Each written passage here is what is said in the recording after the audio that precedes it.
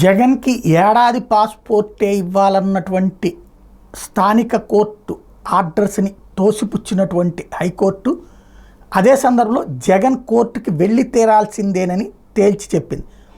పాస్పోర్ట్కి NOC జారీ విషయంలో తమ ముందు హాజరై 20,000 సొంత పూచికత్తు సమర్పించాలని మాజీ సీఎం జగన్మోహన్ రెడ్డిని ఆదేశిస్తూ విజయవాడ ప్రత్యేక కోర్టు విధించిన షరతు విషయంలో జోక్యానికి హైకోర్టు నిరాకరించింది. న్యాయస్థానం ఇచ్చిన ఆదేశాలకు ఎవరైనా కట్టుబడి ఉండాల్సిందేనని ప్రజా జీవితంలో ఉన్న పిటిషనర్కి అంటే జగన్కి ఈ విషయం బాగా తెలుసని వ్యాఖ్యానించింది.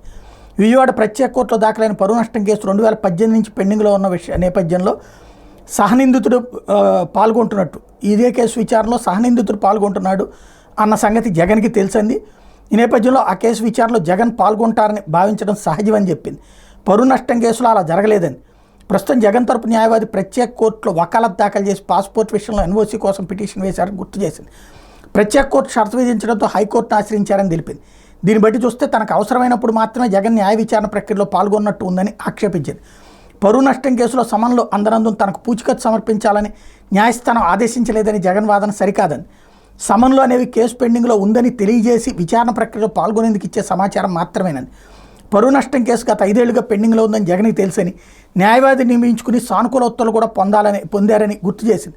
ఈ నేపథ్యంలో సమన్లు అందలేదనే వాదంతో ఎట్లాంటి ప్రయోజనం ఉండదని తేల్చెప్పింది. కోర్టు విచారణ ప్రక్రియ లోబడి ఉన్నానని చెప్తూనే మరోవైపు పూచికత్తు సమర్పించాలని ప్రత్యేక కోర్టు ఇచ్చిన ఉత్తర్వులను జగన్ ప్రశ్నిస్తున్నారని తప్పుపట్టింది. కోర్టుకు హాజరైతే భద్రతాపరమైన ఇబ్బందులు ఎదురవుతాయని జగన్ చెప్తున్నారని, రాజకీయ ప్రముఖుల కేసులు విచారించే విజయవాడ ప్రత్యేక కోర్టు దగ్గర ఇట్లాంటివి సర్వసాధారణమే, దానికి కావాల్సినటువంటి సెక్యూరిటీ రాష్ట్ర ప్రభుత్వం ఏర్పాటు చేయాలి అన్నటువంటి తేల్చి చెప్పింది. పూచికత్తు నిమిత్తం ప్రత్యేక కోర్టు విధించిన షరతు కఠినమైందేం కాదు, ఇందులో మేము జోక్యం చేసుకోవాల్సినటువంటి అవసరం ఏమీ లేదని తేల్చి చెప్పింది. అదే సందర్భంలో పాస్పోర్ట్ మాత్రం 5 ఏళ్లకి రెన్యువల్ చేయమని చెప్పి ఆదేశించింది.